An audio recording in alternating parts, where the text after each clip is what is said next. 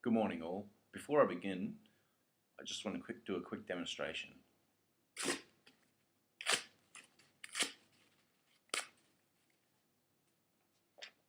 Someone else will clean it up. That's polluting. And today we're here to talk about the King River and how it is one of Australia's most polluted rivers. Before we begin, today we'll talk about the King River itself, explain the current economic situation, talk about policies to alleviate the problem. Then we'll go on to discuss the pros and cons of each policy and exactly which policy we want to alleviate the problem. So the King River, it's a small river on the west coast of Tasmania, runs about 52 kilometres into Macquarie Harbour. It is arguably one of the most polluted rivers in Australia thanks to Mount Lyell mine. Used to be a copper mine, has since been taken over. They dump their ore tailings, pretty much their ore residue, into the river, and this has been going on for about 100 years. There's approximately 100 million tonnes of ore disposals or tailings that has been dumped into this river. Today, a tailings dam is being constructed, and this was done in 1995 by Copper Mines of Tasmania. The guys who I spoke about took over from Mount Lyell Copper Mine. However, acidic water still drains into the river, and the last 10 kilometres of the banks and shore of the river, King River, is polluted with that much silt that mining companies have approached the Tasmanian government to extract the ore tailings from the riverbanks. That's how polluted it is. Let's discuss the economic background. Property rights. The river is publicly owned. Anyone can use it, anyone can go down, anyone can fish in it, anyone can swim in it. And Mount Lyell Copper Mine had no right to dump their tailings into the river. At no stage did they get any kind of permission to do so. However, they did it. And this was not an issue until recently, until they saw the damaging effects. The negative externalities. This has given a large cost to the government. They were not prepared for this, and thanks to Mount Lyell Copper Mine, the government's up for a fair few dollars. It has harmed the life of the fauna and flora. There are no more fish in the river. The trees on the banks have since died, and I don't see them, planting any more trees around the area anytime soon. It's no longer a good fishing spot, and the government has warned people not to swim in the river or camp alongside it, and especially don't consume the water. Mount Lyell Mine can be seen as a free rider. They dispose their waste into the river with no cost, quite inappropriate. Didn't pay for any kind of facilitation rights to do so, so they're seen as free riders, and they've actually used the river past the point of return. Although it's not impossible, it is improbable that the situation will be rectified. Resources, there's extractive resources. Mount Lyell Mine used water for mining operations, and non-extractive resources, as previously mentioned, recreational fishing, swimming, the flora and fauna, and camping, as we mentioned. The key actors to contribute to the problem. Mount Lyell Mine, obviously, they performed the pollution, they performed outrageous acts to put the river in the state it is now, unnecessary. Tasmanian federal government and other key actors in this situation, they did nothing to stop the polluting while it was happening up until 1995 when Mount Lyell Mine was taken over by Tasmanian Copper Mines. And also key actors in this, more positively than anything, Landcare and National Water Commission. They didn't cause a problem, but they're there to help fix it. Landcare in the past has done similar things to other bodies of water in Australia, and hopefully they can help this situation out.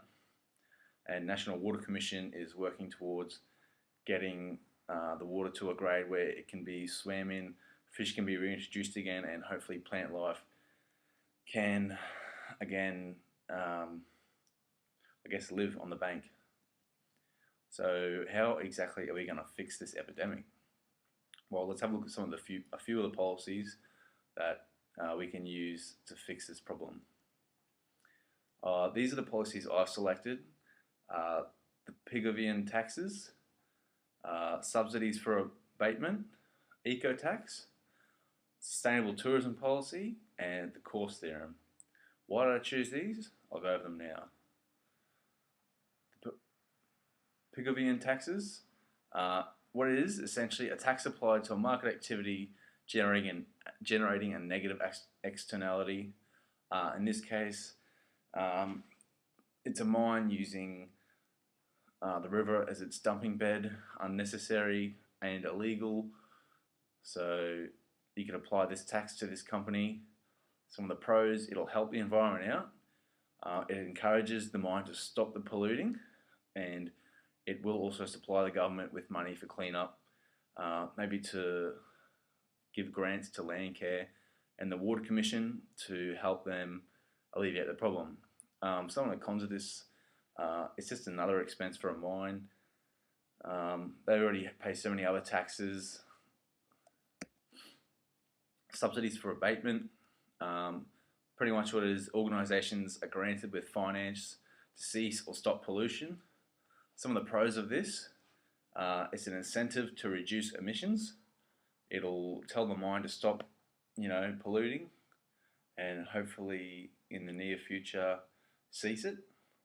It creates a better environment, as the previous tax did. The cons are potential waste of government dollars. How this is measured to give the grants out, I'm not too sure. It's hard to determine the reward for the amount of pollution someone has stopped emitting. How do you determine how much someone should receive over someone else? Say this mine used to emit their pollution into the river, and there's another mine who emits it into the atmosphere. How do you measure who earns what and how much? I think it'd just be too hard to determine. Eco tax, it's pretty much just taxes paid on practices, products, and activities considered to be environmentally harmful. Very similar to the previous tax. Pros again, it helps the environment, it'll benefit the environment in the end, and it is an incentive to lower pollution. Some of the cons are added expense for the mine again, and potential for unfair tax charges. More so with the abatement of subsidies of abatement. How do you determine how much to charge someone? And some pollution can be more harmful to others, but how do you determine who is going to be charged and when, and such? Sustainable tourism policy. This is a policy attempting to make a low impact on environment and local culture. Pretty much, it's just to boost tourism. Some of the pros of this are good for local economy. Hypothetically, they reduce all tailings into the river, and the river starts booming again. King River becomes a local fishing hotspot. It's good for the local economy, and it keeps the environment intact. Some of the cons, but already this wasn't a large tourism attraction, so this policy may not be ideal for this situation. Next policy is the Coase theorem. It's an economic efficiency of an economic allocation or outcome in the presence to externalities. Essentially, this one is just a bargaining, how much someone will pay for the benefit of the negative externality, like the cease of the negative externality. Some of the pros of this are bargaining to be a better situation. Hypothetically, the government could bargain to get all emissions stopped by the mine. It could be an out-of-court settlement, so essentially a gentleman's agreement, and a slight chance for the government it could be cheaper than implementing anything else.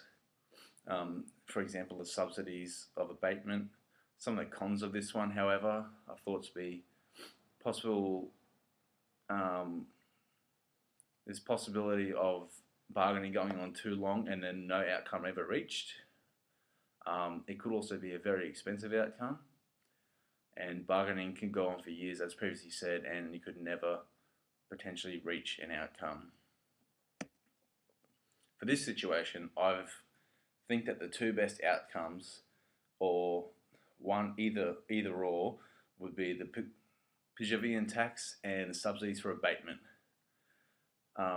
You cannot use both. I feel if you implemented both, it would be quite contradictory.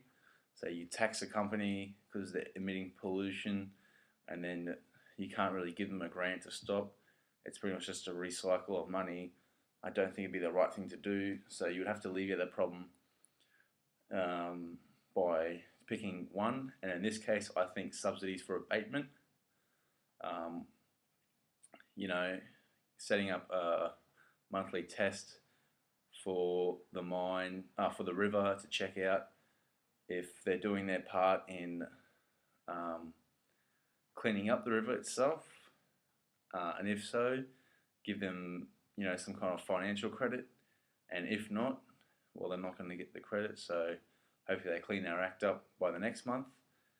But if that doesn't work for the government, then the tax, I think, would be the other best outcome. These two, to me, are the standouts, but I do think subsidies for abatement is the best one.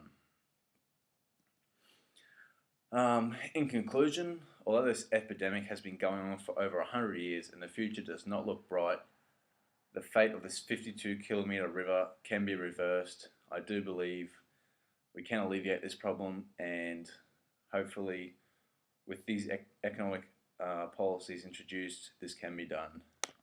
Thank you for your time, and I hope to see in the near future us swimming in the King River in Tasmania. Thank you.